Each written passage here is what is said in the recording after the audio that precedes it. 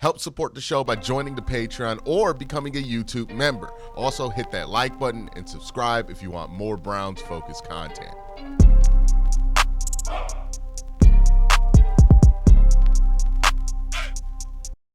Right, so this week for the mock drafts, what I want to do is to focus on specific scenarios that could fall out, because I think that's the most important thing to do, me personally, when it comes to mock drafts. The reason that is because everybody tries to predict what's going to happen, but drafts are pretty unpredictable. The board could fall a bunch of different ways, and it's important to have an idea of what you would like to happen if the board falls a particular way, more so than to try to predict and guess which guy's going to go specifically where. So I have 3 scenarios for these mocks. They're going to be short 3-round mocks each scenario.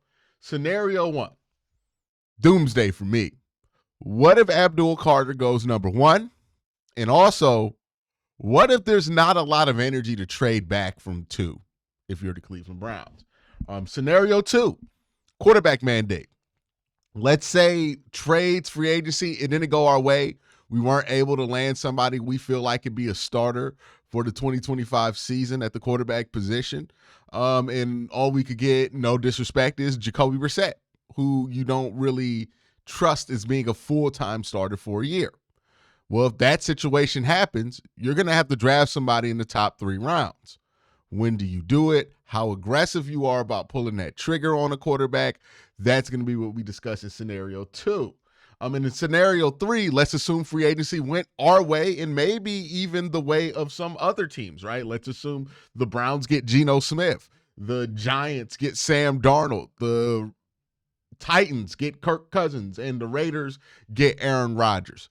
What happens to the board then? And also, if Shador or Cam Ward fall out past the top 5, maybe even out the top 10 or even top 15, what does that do for your draft strategy if you're the Cleveland Browns? And what other teams could suddenly find themselves interested at quarterback at that point? So this is the scenario. Abdul Carter goes number 1 overall. Now, let's ignore the trade tab and act like nobody is trying to move up for this pick, right? Maybe you don't get a good deal, or maybe the only people that are trying to trade for this pick are like at 12, 14, and they're not trying to give up extra first for the next few years to get up here. So the price is just not right to trade back.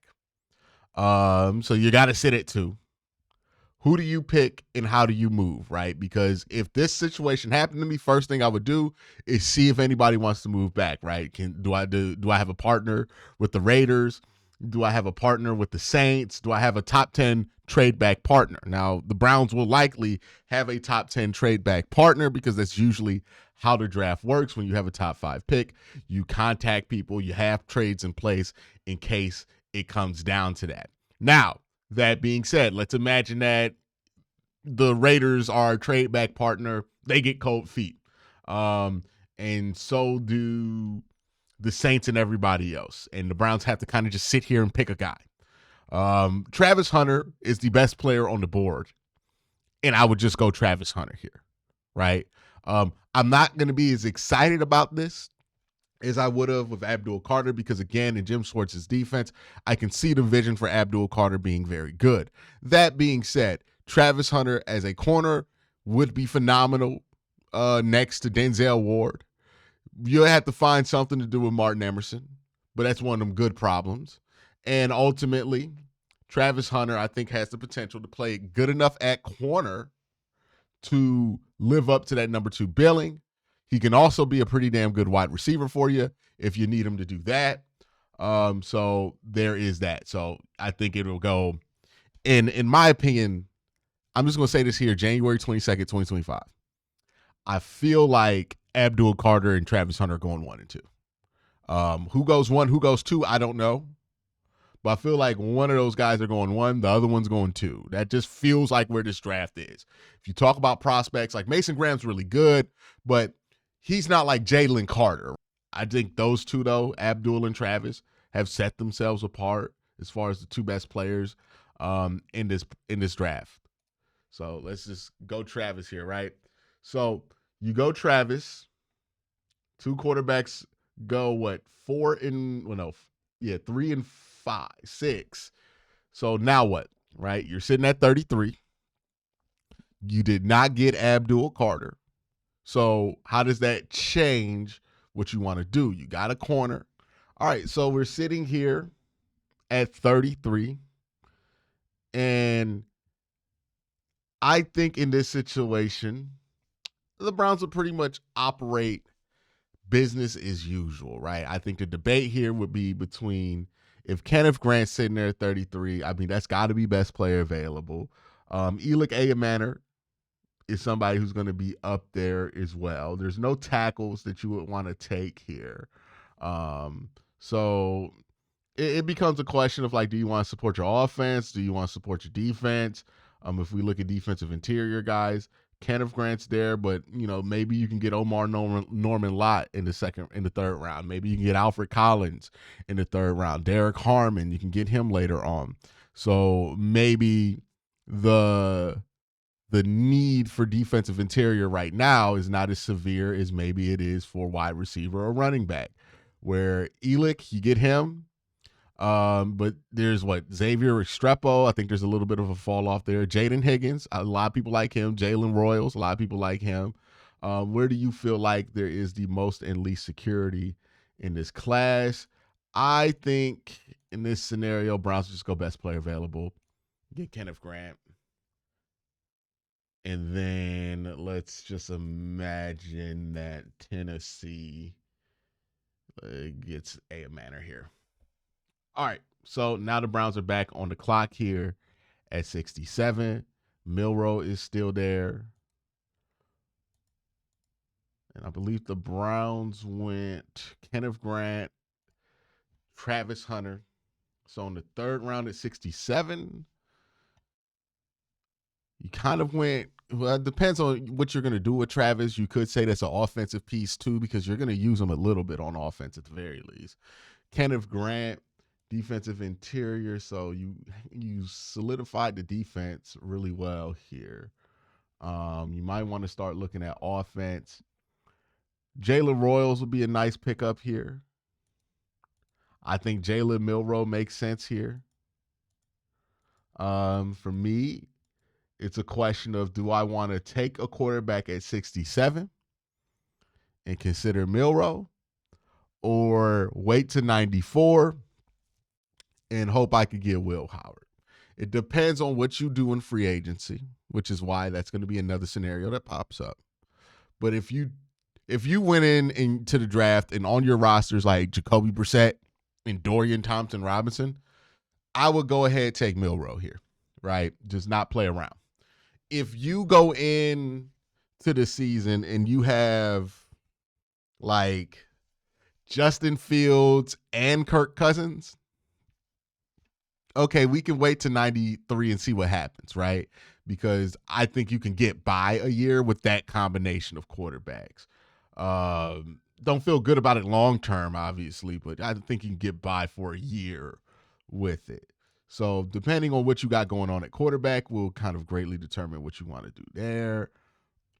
Let's imagine we just rolling with Jacoby Brissett here. Let's just go get Jalen Milroe. Right? If we look here, would Will Howard still be there? Will Howard would have been there at 93, 94.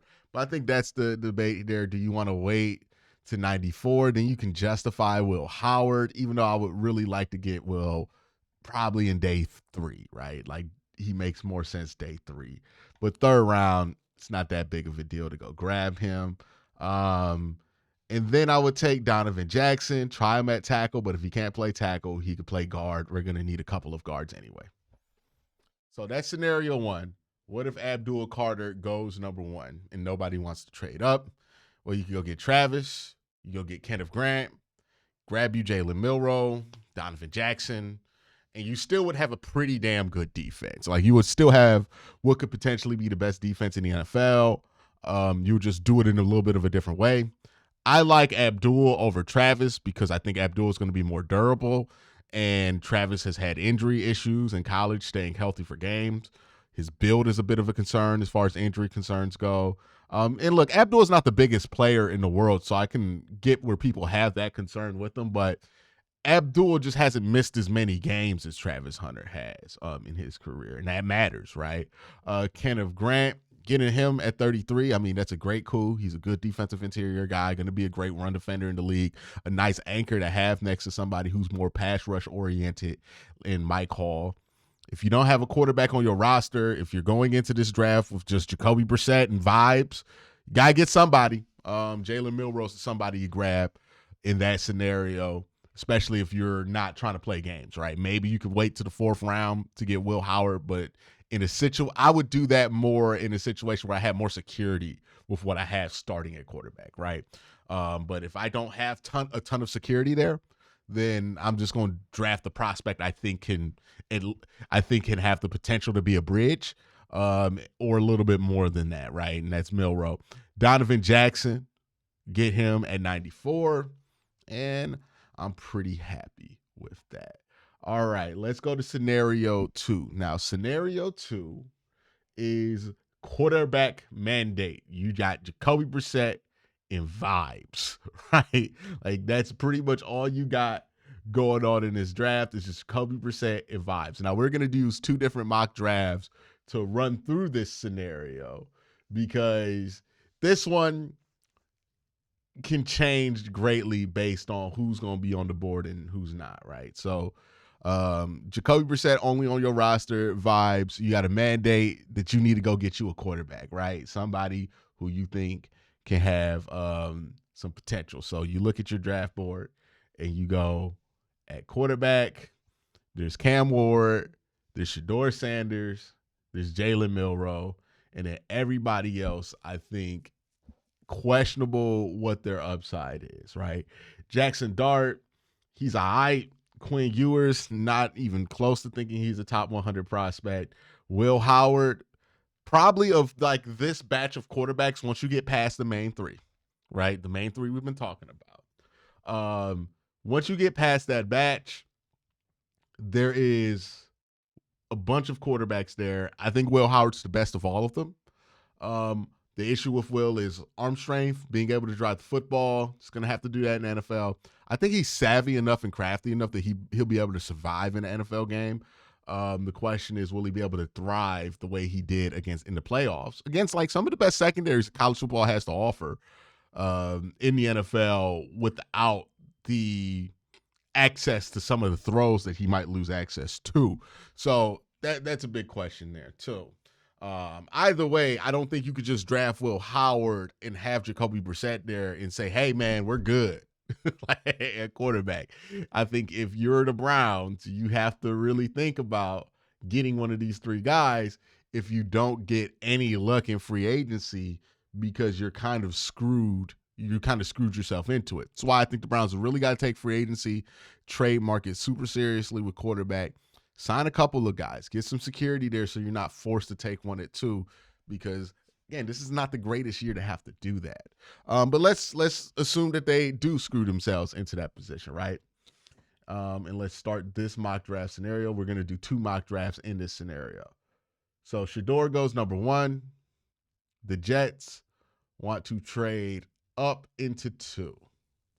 Now, this might be interesting, right? Because I get that extra 2nd round pick, keeping in mind that one of my guys that I'm probably going to have to aim towards is Jalen Milroe because Cam Ward probably going to go number 3 to the Giants if I don't take him here at 2. Now, look, if the Browns think that Cam Ward is worth the number 2 overall pick, if the Browns think that Shedeur Sanders is worth the number 2 overall pick, and they're legitimate in that process, they'll just take him here in this scenario. But let's say they're not convinced of Cam Ward or Shedeur, and they don't want to spend this premium pick on one of those players, then what do you start to consider? You might consider a trade back, right? Because maybe your eyes are on late first Jalen Milroe or something like that. Well, if your eyes are on late first Jalen Milroe, you might want some ammunition to go up and get it. Now, if you want to just move up to 27, you're going to be fine with just offering somebody a 4th round pick and getting out the way. But if you need to move up and you're worried about having all these quarterbacks gone by like pick 15, then the math changes on that, right? So depending on what they're hearing, how they're feeling, that might change what kind of trade offers they'll be more open to. Now they could trade back from 2 to 9 here and get a extra third and sixth round pick and an extra second. That would be very valuable to him when it comes to trading up, right? And again, if you're in a scenario where you think you're going to have to trade up from 33 to get a quarterback, then I would consider maybe moving back, right? You could just draft Abdul Carter here and let it rock and just try to trust that Jalen's going to be there in the second round. But let's assume that Jalen Milroe in this specific mock draft that we're doing on Mock Draft Database runs a crazy 40 time, has the world's greatest Senior Bowl and Pro Day, and just blows everybody away on interviews. Let's imagine that he has the perfect pre-draft all season, and it's definite that he's going to go in the top 20 of picks. Then you got to make this move, right? So assuming that we're living in that future, let's make this move. And we're just going to get the most assets we can get. Look, the Jets are offering us a 2026 third round pick. But this is an earlier second. Is it worth losing 2 spots in the first, though? It's really not. So let's trade back with the Jets. Right? This is a ridiculous offer. Okay. All right.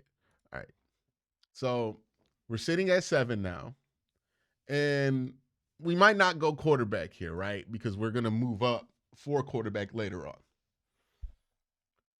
We get Abdul Carter at 7. I'm doing backflips. I'm doing cartwheels, and this has been an easy selection for me. So somehow Abdul falls to 7. Hopefully it's not off the field related. But yeah, Abdul there at 7. Got to do it, right? Got to do it. And the board just kind of landed for you very favorably. All right, so let's pause here and let's consider what you would need to do to secure Milroe, right? Who are you worried about taking? I'm not really worried about San Francisco. Dallas, no. Miami, no. Indy, no. Atlanta, no. Arizona, no. So I'm going to let this rock right here. Right, we're good. All right, Cincinnati, not really worried. They got Joe Burrow. Now, Seattle might want to move up and get him. Well, might want to take him.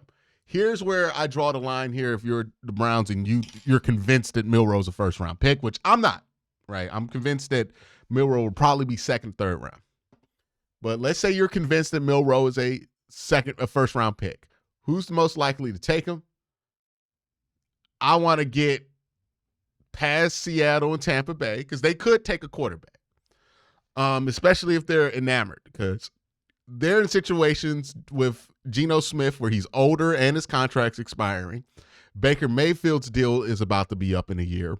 Denver's not going to take a quarterback, but Pittsburgh, definitely a team that might take a quarterback here. So if I get past 18 and 19, Milroe's still on the board, I'm going to trade up with Denver, or want to trade up with Denver, to try to grab Milroe here. So, all right, so the price that Seattle wants for this trade is 2/3 and a 4th to get pick 18 here. That's a bit steep. That's a bit steep. Now, again, you might have to pay this if you're trying to get your guy, unless you're trying to roll the dice and wait until pick 33 in the second round. If you're the Browns and you're convinced that Jalen Milroe is a first round pick, it's gonna get expensive, right? Let's see. Can we take the extra third out of it? So it's a third, 2 3s. How about a third and a 4th? So 3rd, 4th.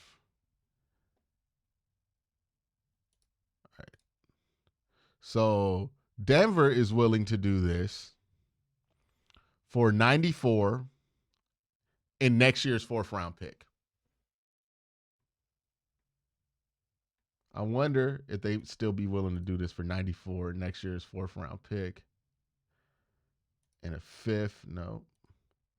How about 4th-round pick and then a 5th this year? No. So they're going to want 33. We'll give them 33. 4 and 4. No, they want 94. Sorry. 493, 33, 4. So they will take that trade. If that is what happens here, we're going to watch our board and see how it plays out. If Milroe gets past Seattle, then we're going to pull the trigger on this trade. Okay, let's pull the trigger on this trade. And again, this is a scenario where we have to go grab a quarterback, right? And, you know, it's not, you don't love Sanders, you don't love Ward. You still want to get Abdul Carter somehow, or one of the premium top 10 players that you have in this class. All right, let's work out this trade. Get Denver, Dallas here. All right, so Pittsburgh wants to move up, and look at what they're offering. They want to get a quarterback, right? Like, that's quarterback prices, in division quarterback prices. You would love to be in a scenario where you could just fleece Pittsburgh, but again, in this scenario, you have to take a quarterback, right? Like, you got to have a day answer for quarterback, and you're convinced in this mock that Milroe is going to be a top first-round pick, basically. Like, he has had that good of a pre-draft season, and his draft stock rises phenomenally from where it is. All right, you move up, you take Milroe there, and then you roll until you get to 42. All right. Now you get to 42. They're offering you a trade to move back to 52. Well, you got Membu, you got Donovan Jackson on the board here at 42. They're offering me 54. So, you know, there's a lot of players I would take here. And if I get to 54, am I going to regret it? But I do pick up 87, 122. We're going to reject this, right? We've already moved back enough. Now, you get Jahad Campbell here. It depends on how you feel about JOK's health. If you go grab Jahad, if you're looking at need guys, Membu, Donovan Jackson make a ton of sense here. Matthew Golden, if you want a wide receiver, that makes a ton of sense. If I'm going to draft Jalen Milroe with the potential of probably playing him in year one, which, again, would not recommend, but this is the situation that you're in, I go get big Donovan Jackson here because I know he could play tackle. I know he could play. There's going to be some place for Donovan Jackson to play on the offensive line, right? He might even play center for me. He's a huge guy to play center, but he might, you know. Maybe that's what I want to do for him. Maybe he plays right tackle. Maybe he plays left tackle. Maybe he plays one of the guard positions. But there's going to be somewhere for him to help this offensive line.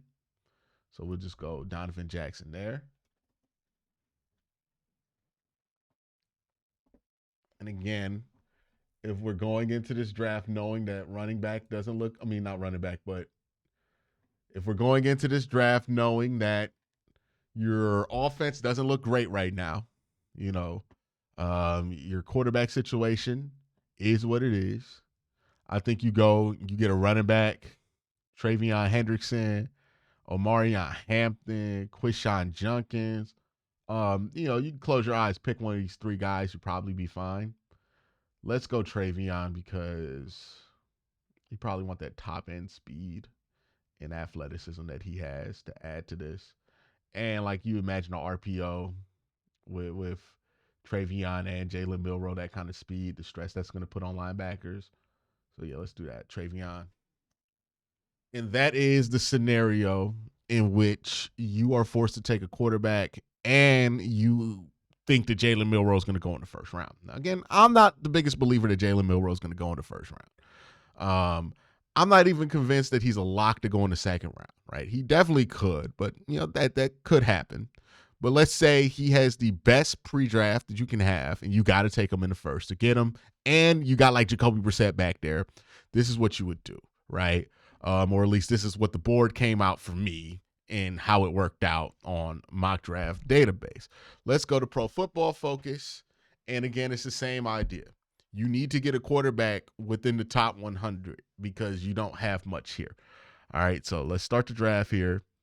You're on the clock, and Cam Ward goes off the board. You could just take Abdul Carter here and wait. And let's just say you're the Browns. You're like, all right, we're just going to see what happens at 33, and then we're going to take our swing at quarterback. So you take Abdul Carter there. You take your swing.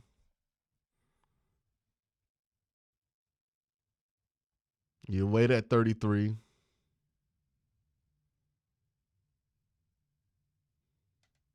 And unless there is something I cannot believe on the board, I'm going to have to go quarterback. So you just go quarterback, take Milroe.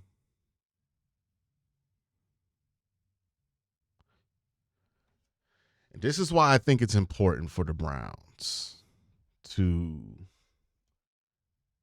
do everything they can to give themselves security for this year so that they don't feel forced into taking a quarterback, because they have such good picks here. And this draft is so good at so many other positions other than quarterback that if you can make it so that you can get through this season without having to draft a quarterback super high, right? We're talking about first, second round. Then you're going to be in a really good position talent-wise. And you're a team that needs to refill on young talent. Because the Browns have been trying to compete, because the Browns haven't had early first-round picks and first-round picks, period, all of their core players come from drafts where they had top 10 picks, right? But they have not had a top 5 pick since 2018. So your ability to get some of this talent here to make up for that. I mean, like the Browns have barely had top 100 picks over the last few years. Your ability to make up for having talent like that or not having talent like that, you're going to have to figure out some things at quarterback so that you can draft as many talented players as possible in positions where this draft is super strong. Yeah, 67, we'll go Donovan Jackson here and then like cross our fingers and hope Travion's there. But if Junkins is there, I'll just take him. Isaiah Bond. Lathan Ransom just went. Running back. Dylan Gabriel just went to the Steelers. God bless him. All right, Junkins just went. Damn. All right. So, not going to lie, kind of got screwed on running back here. Let's see. Devin Neal. I wouldn't mind Devin Neal here. Yeah, just take Devin Neal. All right. And that is that scenario. If you just goes kind of straight up, roll with it. That is what you would do there. You're going to reach for Milroe there at 33. Abdul, Donovan, Devin Neal there. All right, so let's go to the next scenario that I have cooked up. And this scenario is, what if nobody in the top of this draft decides to go quarterback, right? All right, so for our last scenario of the day, what if quarterback falls outside of the top 10, top 15? What if nobody is as interested in quarterback as people have thought, and the quarterbacks fall dramatically down the board? What would be the price to go get them, and at what point do the Browns feel obligated to do something there if that is the case? So let's imagine the board falls like this. And again, I'm not predicting these for this team. If you're saying that this doesn't make sense for the Jets to do this, it probably doesn't. But, we're just running through the scenario and imagining if the board falls like this, right?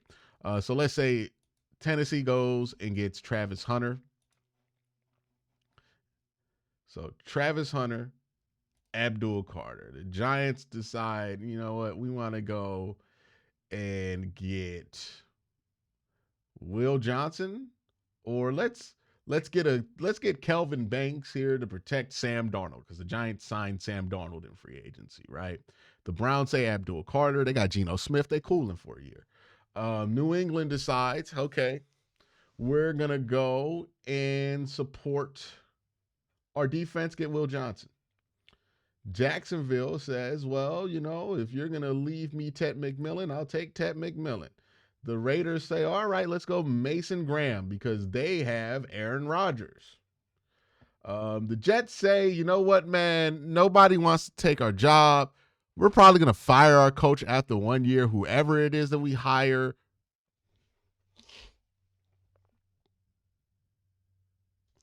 Let's say the Jets go.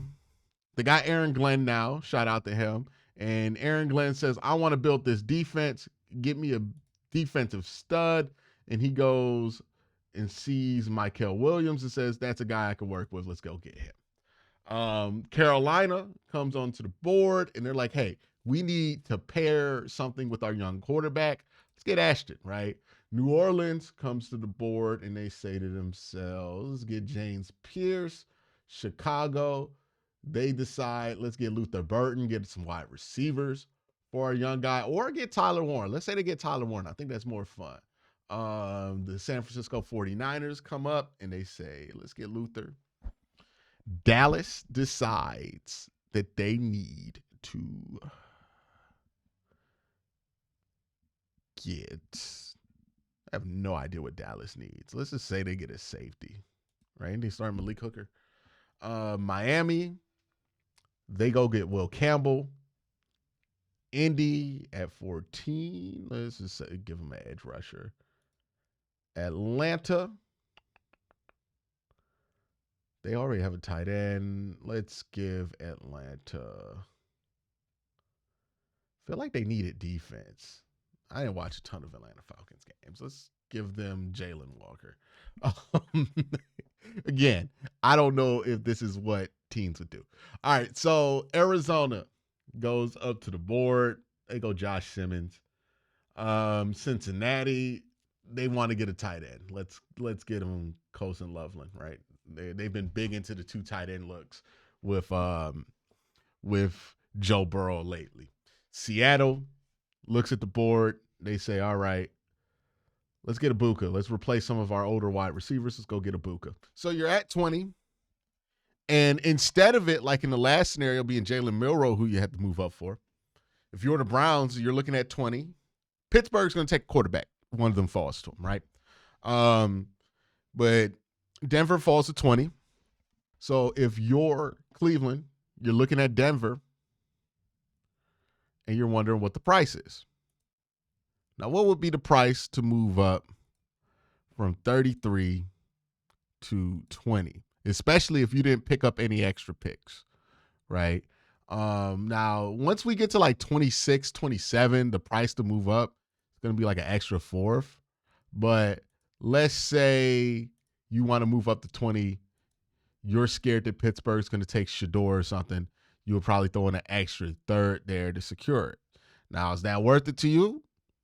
Some people will say, absolutely, we'll do it in a heartbeat. Some people will say, no. Keep in mind, also in this scenario, the Browns would be much more likely to just let the board fall as it would, unless it gets to the territory to where they could trade up from 33 with the 4th round pick, because they have Geno Smith in this scenario, right? They don't have a giant question mark at the starting quarterback position for 2025 and possibly even 2026. So the sense of urgency isn't the same as in my other scenario where you just got where you just got Jacoby Brissett in vibes. That's going to force you to be a little bit more aggressive. Whereas if you have a decent enough answer at quarterback, you're not going to be forced to be that aggressive. Let's see what else happens here, all right? But that would be the price to move up. And if the Browns did move back into the 1st round to get any of these quarterbacks, if all 3 of them are available, I do think Shador would be the guy to go after.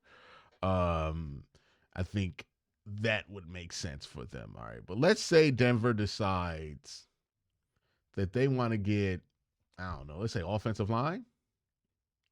Well, their offensive line's pretty solid, actually.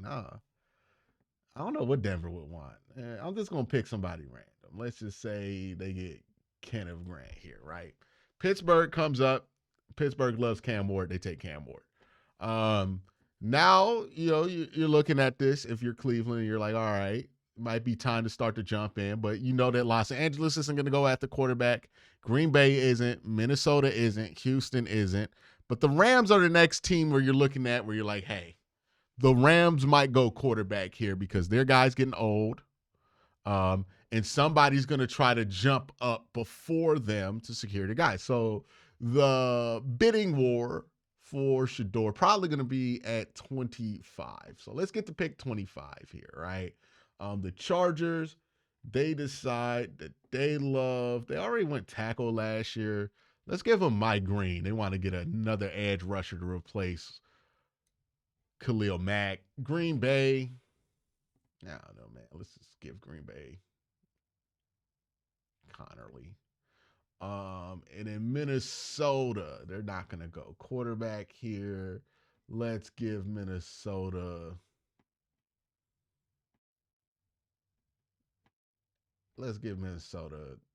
Morrison. All right. So 25. Now you're trying to move up from 34 to 25. So the Rams for 126, for 33. You can offer them that fourth. They will accept that. All right, so I just made a mistake here. I traded with the Rams instead of Texans. The same thing applies here. Let's imagine the Texans. Let's imagine I just traded up with the Texans instead of Rams. I know I accidentally made the wrong move here. But then the Browns would move up, trade, take Shador, and that would be their first round combo. I'm never really excited about drafting a quarterback in the late first, to be honest with you. I've seen it fail so many times as a Browns fan, but it's not going to destroy your franchise if it does not work out. What could destroy your franchise is imagine in 2007, instead of the Browns drafting Joe Thomas, they took Brady Quinn, and they never got Joe Thomas. Imagine how much worse that would have been for the Browns, right? Imagine in 2017, the Browns go Mitchell Trubisky instead of Myles Garrett. When you got a chance to get somebody you feel like is generational, you cannot pass them up for a quarterback prospect you think might be decent. That's always a recipe for disaster. That's how you Sam Bowie yourself, right?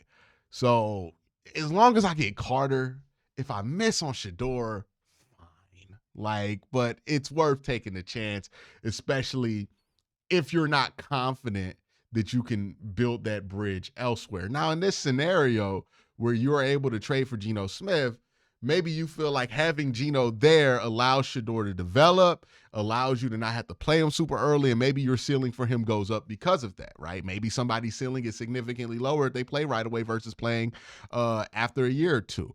Maybe that factors into the decision. But it's not going to be a disastrous move, right? It'll just be what you do. It costs you a 4th round pick. It's not going to be that big of a deal. So that's scenario number 3. Let me know what scenario you guys like the most of all of the ones I went through.